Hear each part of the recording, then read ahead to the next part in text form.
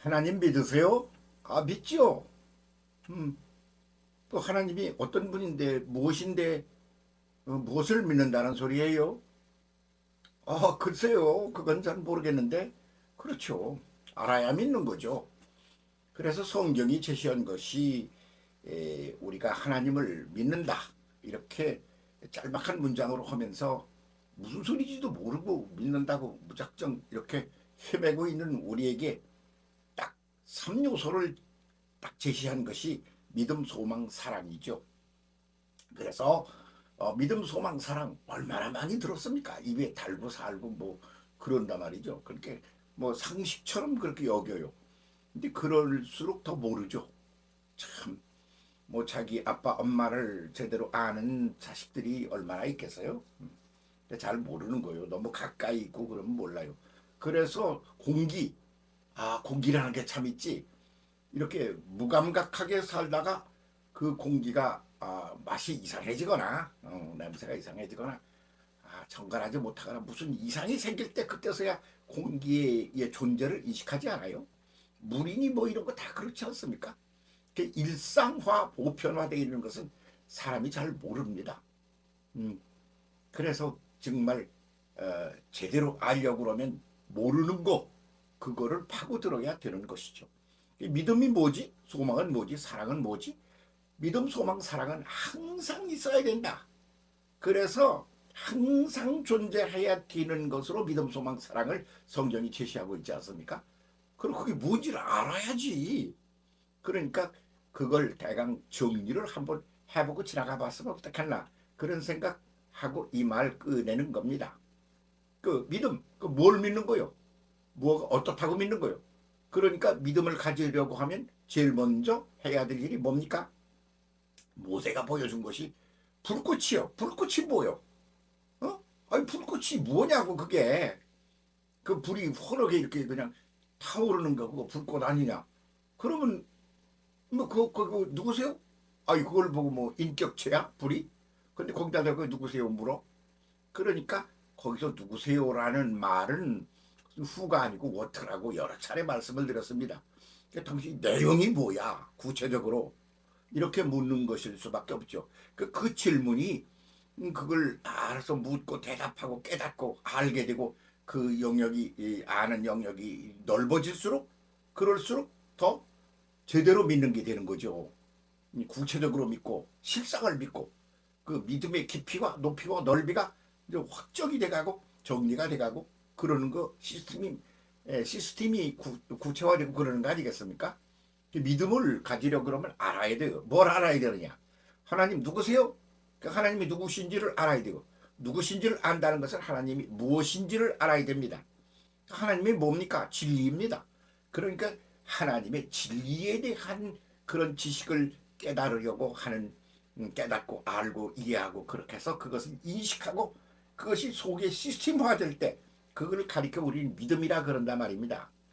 근데 하나님의 진리가 뭔지를 사람이 그렇게 알 수 있는 영역이 아니잖아요.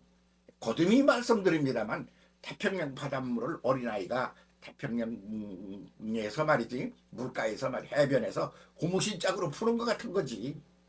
그러니까 그걸 안다는 건 영원한 과제다. 이렇게 말하는 겁니다. 그 믿음이 있어야 됩니다. 그 소망이 그 다음엔 믿음 소망입니다. 소망이 뭡니까? 소망은 목표입니다.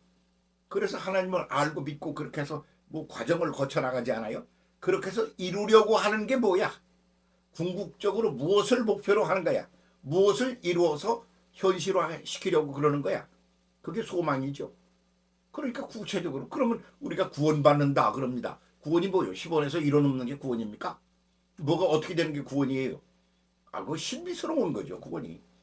예, 신비예요, 신비. 그래서 예수 그리스도께서 부활하시고 아나스타시스에서 성천하시지 않았습니까? 그래서 그 아나스타시스라는 게 신비라는 뜻이에요. 사실은 아나라는 말은 위로 올라간다는 말이에요. 위로. 스타시스는 한 번도 경험해 본 적도 없어서 그냥 몰라.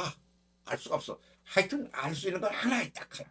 뭐냐면 대단히 좋은 거라는 거예요. 근데 그 좋은 거라는 게 뭐예요? 한 번도 경험해 보지 못해서 몰라.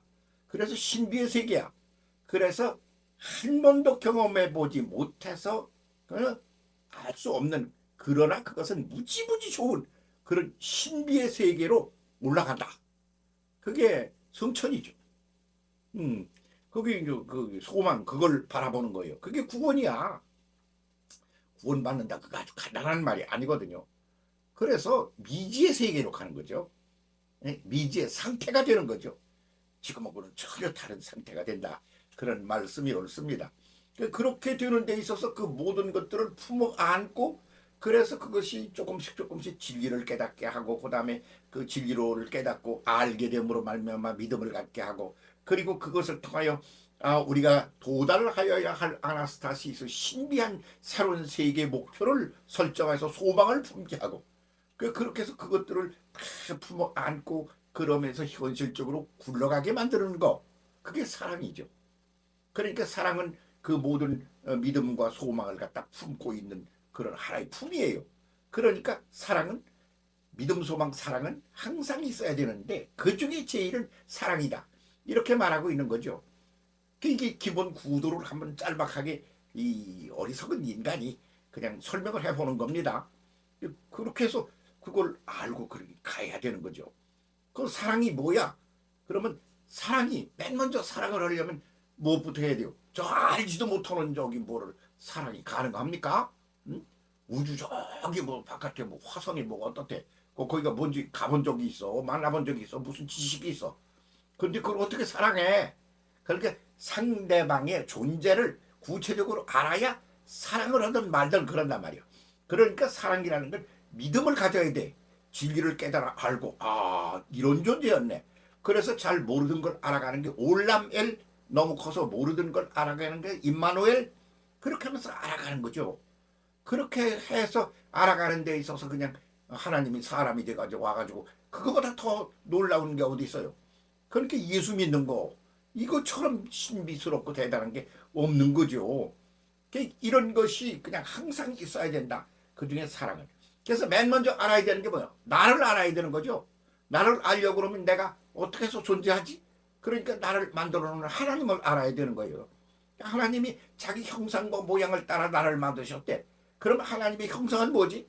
응? 모양은 뭐지? 하나님의 내면 세계를 깨달아 알고 인식해서 믿음을 갖지 않으면 나도 모르는 거요. 왜냐하면 그 모양과 형상대로 만들어졌는데 그 모양과 형상이 무엇인지를 모르는데 뭐 어떻게 자기를 아느냐고요. 그래서 맨 먼저 사랑이라는 게 뭐냐면 자아인식이야. 자기가 얼마나 대단한지를 아는 거죠. 아이고, 하나님의, 조물주 하나님의 영원하신 하나님의 형상과 모양을 따라 존재돼 창조된 게 나야. 이게 자아인식이야. 그런 자아인식을 제대로 하고 있는 사람이 글쎄 있을까요? 나는 없을 것 같아요. 너무 자기 자신이 커서 자기가 누군지를 모르는 거지. 자아인식을 제대로 못하고 있다 이런 말이에요. 사랑이 맨 먼저 뭐냐? 자아인식으로부터 출발한다. 이렇게 보는 거죠. 그럼 그것이 확대가 되는 거예요. 그러면 확대가 되면 어떻게 돼요? 이웃사랑으로 가는 거죠. 이웃사랑은 남을 사랑한다. 그런 거 아니에요? 그게 나와 남, 응? 나와 바깥 사람, 제3의 존재, 뭐 이렇게 되는 거 아닙니까? 그러니까 거기서 신학에서 하는 말로 관계론이다 그럽니다. 창조, 하나님이 이렇게 창조했고 그 다음에는 그 창조된 것들이 관계를 맺어서 자기 속에만 있는 특별한 것, 단 두 알의 모래도 똑같은 게 없어. 나에게만 있는 거 있어. 저 사람에게만 있는 게 있어. 그것을 서로가 융합을 하며 하나를 완성해 나가야 돼. 그게 관계론이라는 거죠. 이웃사랑을 안 하면 제대로 진행이 안 되는 거예요. 이웃과 함께 더불어야 전체가 이루어지는 건데, 전체를 인식할 수가 있는 건데 말이죠. 그 다음엔 뭐요? 이건 이런 이웃이 더 확대되어 가는 거죠. 그래서 전체를 사랑하는 거예요. 그 전체를 품어 안고 하나가 되어 이해하고 그 속에서 누리며 살아가게 되는 게 아가페 사랑인 거죠. 그러니까 그 사랑의 큰 품 안에서 거기서 믿음과 소망을 품고 있어야 된다. 믿음, 소망, 사랑 이야기가 그런 소리예요. 그러니까 이거 참 제대로 그냥 뭐 구체적인 구도를 이해하고 그렇게 나가야 될 텐데 말이죠.